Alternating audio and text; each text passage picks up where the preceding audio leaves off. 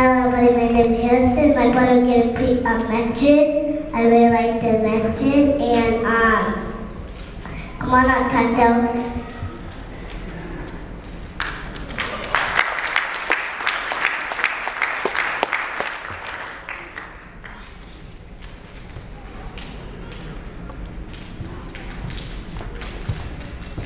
Hello, everyone. How are you all doing today? I'm glad I get this chance to share with you right now, and I bet that some of you have been wondering about this Life Rally. You might be thinking, why call this Celebrate Life Rally? Why do a rally? Why go through all this time and work it takes to have an event like this? Well, for me, when I see videos about life, or read the scripture, or see the statistics, it just overwhelms me with how much evidence there is that we are a miracle. I just want to share with you tonight some of the reasons why we chose to celebrate life. First of all, we should celebrate life because we are fearfully and wonderfully made. Second, we should celebrate life because we are all worth everything.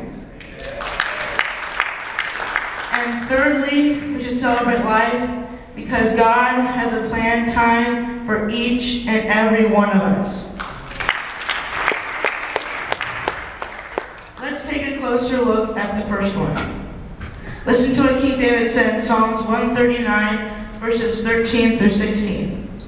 For you formed my inward parts. You covered me in my mother's womb. I will praise you, for I am fearfully and wonderfully made. Marvelous are your works, and that my soul knows very well. My frame was not hidden from you when I was made in secret, and skillfully wrought in the lowest parts of the earth. Your eyes saw my substance being yet in form, and in your book they were all written, the days fashioned for me, when as yet there are none of them. This shows us that all life is precious. Whoa, did we just say something about every person being worth something? You may be asking, Tucker, aren't you taking this a little too far? What about those without arms or legs? Or those with spina bifida, or epilepsy, or Down syndrome? I happen to believe that all life is precious. You may have noticed that we have been focusing on Down syndrome today. The reason why we chose Down syndrome is because right now the abortion rate for a prenatal diagnosis of Down syndrome is very high, 92% plus. I have 2 siblings with Down syndrome, and I love them with all of my heart. It breaks my heart to hear that people like them are being killed without a chance to live. I just want to share with my community that these children are a special gift of God. Let me see if I can paint a picture for you. On the ground here, I have 10 of the most wonderful presents in the entire world. Inside each of these presents are 10 more. So we have right here 100 of some of the best presents in the world. Statistics tell me that out of 100 babies with Down syndrome, 60% of them are miscarried, which means that 6 or 60 of them never make it under the tree.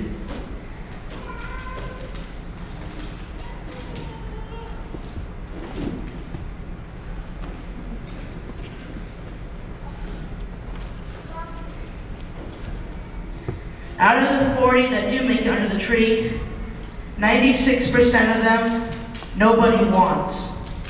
Even though they're the best gifts in the entire world, nobody wants them. So, out of the 100 presents, or 10 presents that we have here, only one of them makes it. Only one person realizes that this present is worth something.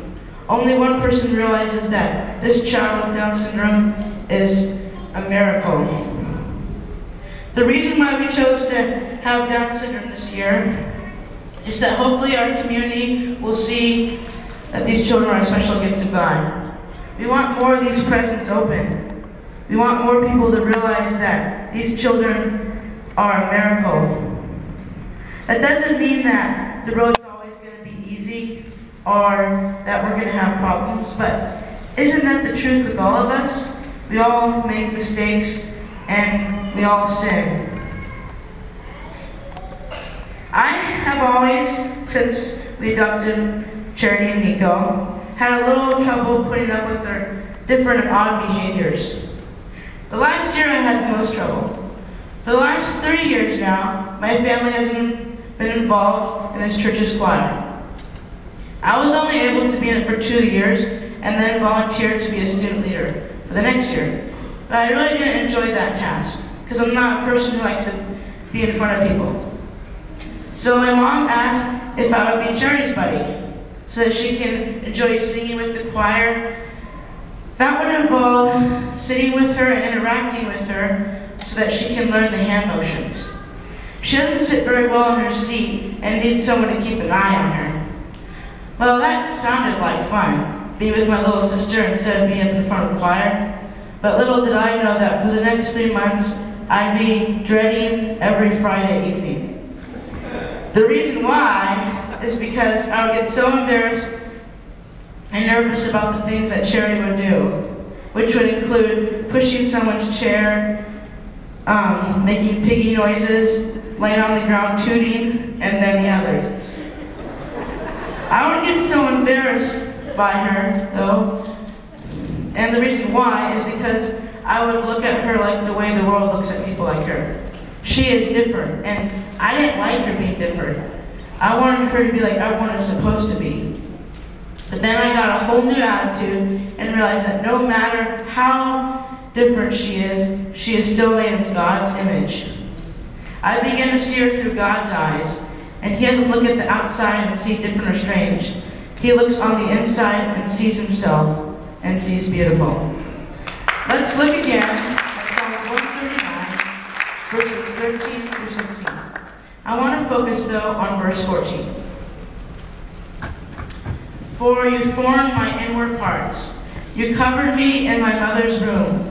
I will praise you, for I am fearfully and I am wonderfully made. Marvelous are your works, and that my soul knows very well. My frame was not hidden from you when I was made in secret, and skillfully wrought in the lowest parts of the earth. Your eyes saw my substance being yet informed, and in your book they were all written, the days fashioned for me, and as yet there were none of them. Verse 14 says the words fearfully and wonderfully made. When we think of wonderful, we think marvelous, terrific, and superb. That's what it means, wonderful. That's how we are made. On the other hand, fearfully means the opposite of what we might think. Fearfully makes us think of the word fearful, which we think of scared or being scared, right? Now I can relate to that. Sometimes when I wake up in the morning and look in the mirror, I get a little fearful myself. But that's not what this word means. It means awesome. Fearfully or awesomely created. God designed our inward parts. We are fearfully and wonderfully made. God designed my siblings, including Nico and Charity, who have an extra chromosome. In verse 14 it says, I will praise you, for I am fearfully and wonderfully made. That means that everyone is awesomely and marvelously put together. You, me, and even all the other children and adults with disabilities. The second reason why we should celebrate life is because we are all worth everything. As I was preparing this sermon, I read this passage in 2 Samuel chapter 9 that I thought fit with what I'm talking about here. Maybe you've heard this chapter before. The way the story goes is like this. David goes to Saul's house after Saul and his sons have died and asks if there was anyone in the house of Saul that he could show kindness to for Jonathan's sake. And there was a servant whose name was Ziba. And Ziba said, there is this guy that's lame at his feet, who's the son of Jonathan. But David said, "Well, where is he?" So Ziba went and called for Mephibosheth, and Mephibosheth came and fell flat on his face before David. But David said, "Do not fear, for you will eat at my table continually for the rest of your life." So Mephibosheth ate at his table continually and was treated like one of the king's sons. Being lame means that you cannot walk. You may have noticed at the beginning of the story, the same King David, who wrote that every person is fearfully and wonderfully made, asks if there was someone in the house of Saul whom he can show kindness to. And Ziba tells him there's this guy who's lame at his feet. Ziba obviously felt that being lame meant he wasn't worth much. It occurred to me, too, that Mephibosheth didn't think he was worth anything either, because in verse 8, as we'll see here in a minute, referred to himself as a dead dog. But King David didn't care what Ziba said. He's like, "Well, where is this guy?" Some of the key verses that are in this chapter are verses 3, 4, 8, and 13. Let's take a minute and read these verses. Verse 3, "Then the king said, 'Is there not still someone in the house of Saul to whom I may show the kindness of God?' And Ziba said to the king, 'There is still a son, Jonathan, who is lame at his feet.' So the king said to him, 'Where is he?'" Okay, I'm going to skip a couple of verses because they have a bunch of hard to pronounce names. Basically, David finds Mephibosheth, and Mephibosheth comes. Then he, talking about Mephibosheth, bowed himself and said, "What is your servant that you should look upon such a dead dog as I?" So Mephibosheth dwelt in Jerusalem, for he ate continually at the king's table, and was lame in both of his feet. As I was looking more into this chapter, I realized that in ancient times, the kings would kill all members of the previous family. So Mephibosheth had a good reason to be fearful of David. But David just didn't invite him to eat at the king's table. He returned all of Saul's personal estates in the area to Mephibosheth and assigned servants to look after them for him. King David was treating Mephibosheth like one of the king's sons by allowing him to eat at the king's table.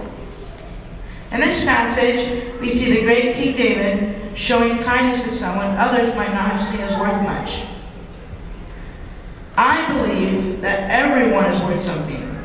One of the reasons why is because in Genesis chapter 1, the Bible talks about how every person, male and female, is made in God's image.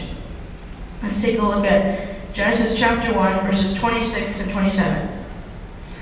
Then God said, "Let us make man in our own image, according to our likeness. Let them have dominion over the fish of the sea, over the birds of the air, and over the cattle, over all the earth, and over every creeping thing that creepeth on the earth." So God created man in his own image.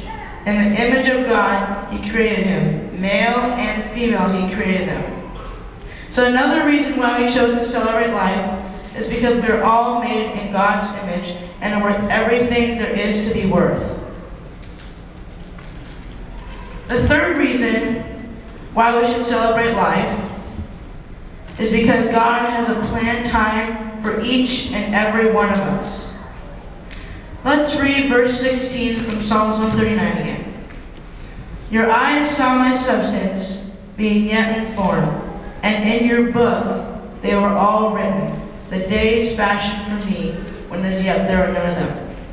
This means that God knows how long we will live, how many hairs will be on our heads, what jobs we will have, who we will marry, and on and on and on.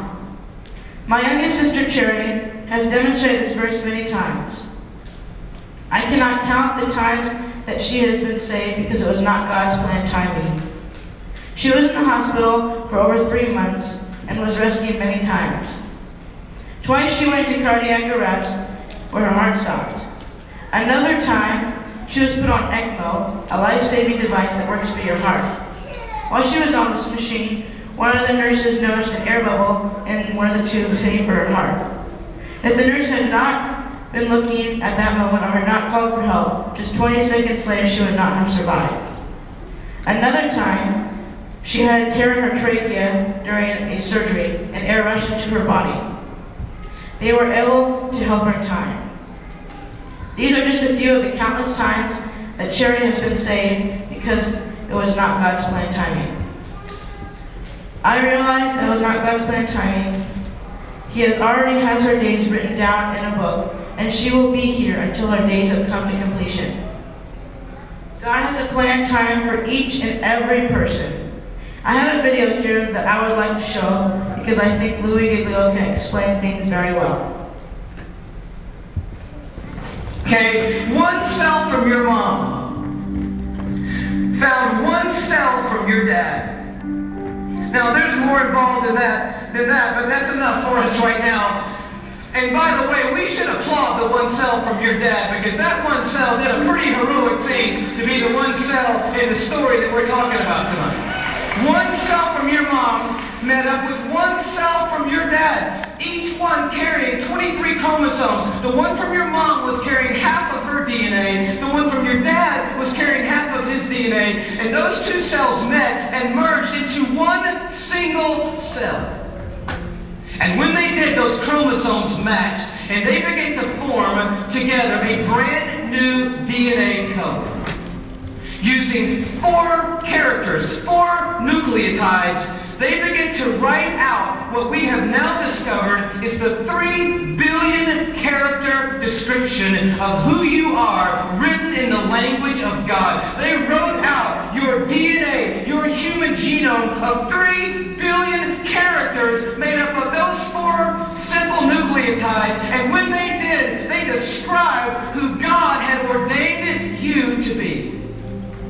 In that one little simple cell. Scientists say if you took the DNA out of that one little cell and stretched it out, that DNA would be 6 feet long. 3 billion characters stretched out to 6 feet long. So amazing that if I were to read your DNA, reading 1 character per second, night and day, it would take me 96 years just to read the description of you. And when they formed together, they wrote out and painted a picture which had never been written before in the history of humankind. And then that cell did the unthinkable. It set out to build that model from one cell. I'm telling you, you are a miracle sitting in this building tonight. And you have come a long, long way. Here you are, this may not be in the family photo album, but here you are at 3 days old. 16 cells of you. You say, what in the world is that? It's a 16-cell human embryo on the tip of a safety pin at incredible magnification. So by now that one cell had turned into 16 cells on its way to making the 75 trillion cells that make up your body tonight. Every one of those 75 trillion cells containing that 6 feet of the 3 billion character DNA code that's here. There's so much DNA in your body, by the way. If you stretched it all end to end, there'd be enough DNA to go to the moon and back inside your body. 178,000 times. That's how amazing God has made you to be. 75 trillion cells in your body. And when I told you that, 50,000 of those cells died and were replaced by brand new cells when I told you that. And then just now, 50,000 more cells died and were replaced by brand new cells. It's happening every 3 seconds, day and night, all the days of your existence, and you wonder why you're tired all the time. I'll tell you, you're doing some amazing stuff night and day. We're miracles, you and me. I love the way Augustine said it, one of the great fathers of the church and of the faith. He just nailed it when he said it like this. Men go abroad to wonder at the height of mountains, the huge waves of the sea, the long course of rivers, the vast compass of the ocean, the circular motion of the stars. But they pass by themselves, and they don't even notice. in the womb, miracles happen every moment. Here you are at 5 months in the womb. You remember those days? Those were the good old days. And just miracles happening every second. Let me tell you about one. 1 million optic nerve endings left the optic nerve center of your brain in the womb, headed for 1 million optic nerves that had left your eye. And they had to meet and match their exact partner. 1 million looking for 1 million. And when they found their exact partner out of 1 million and matched up together, in that instant you had sight. And anyone would tell you that to this moment, the most technologically advanced thing on planet Earth is your eye. Oh, but it didn't do you any good, because when that moment happened, you just had one piece of skin completely covering your eyeball. But as I read in one textbook, miraculously and mysteriously at about the 6th month, a little cutting device appeared and it cut perfectly that piece of skin. And you had eyelids for the very first time in your mother's womb. You are fearfully and wonderfully made. And the God of the heavens is the one who fashioned you together. And He knows your name tonight. And He knows every single thing there is to know about you. And He's made you a promise that for those who trust in Him, He will literally hold them in His hand and carry them all the days of their life. This Psalm 33 that talks about the star-breathing God turns an interesting corner. It says, "For He spoke and it came to be. He commanded and it stood fast." That's power and awe. But now it gets very personal. From heaven the Lord looks down and sees all mankind. From His dwelling place He watches all who live on earth. He who forms the hearts of them all and is intimately acquainted with everything they do. And then He goes even further. And He says, "The eyes of the Lord are on those who fear Him, on those who hope in His unfailing love." And here comes His promise, "to deliver them from death and to keep them alive in famine." And that is the promise tonight, because this building and our world is filled with hurting people, with lives that are spinning out of control, with pain that we didn't ask for or could never imagine. And God is making a promise to us tonight. He's saying, "I am a universe maker and I am a heart former, but I'm also big enough to be intimately acquainted with all the circumstances of every one of your lives. And I promise you, no matter what comes in this lifetime, no matter how difficult the road or how dark the night, I will hold on to you and I will literally hold you together and carry you through any and every circumstance that ever comes your way, any moment on this planet." It's the promise of God.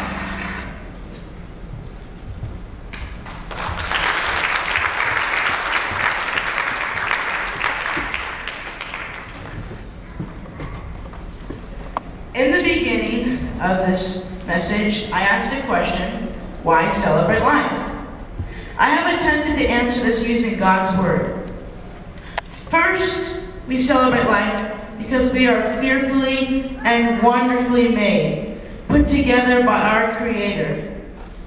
Second, we are worth something, and not just something, but truly everything to God who has made us. And finally, we chose to celebrate God because He has a plan for each of us. He knows everything about us. As we watch this video, we learn how intricately God has made our bodies. What I get from this is that we are miracles, each of us. In fact, He loves you so much that John 3:16 tells us, and He sent His only Son to die for you, to take your sins, so that you could be with him forever. What a great God he is. All right, point to yourself and say, I am a miracle. Now point to the person on your right and say, so are you. I mean, seriously, we are a miracle. Yeah, I'm talking about the people with disabilities, people who can't walk or talk, or people who function differently than the rest of us. Everyone is a miracle because we are made in God's image. Now, as we are ending this rally, I want to make sure that you walk away with an understanding of what a miracle you are. You are made in God's image, and He loves you because you are fearfully and wonderfully made and are worth everything there is.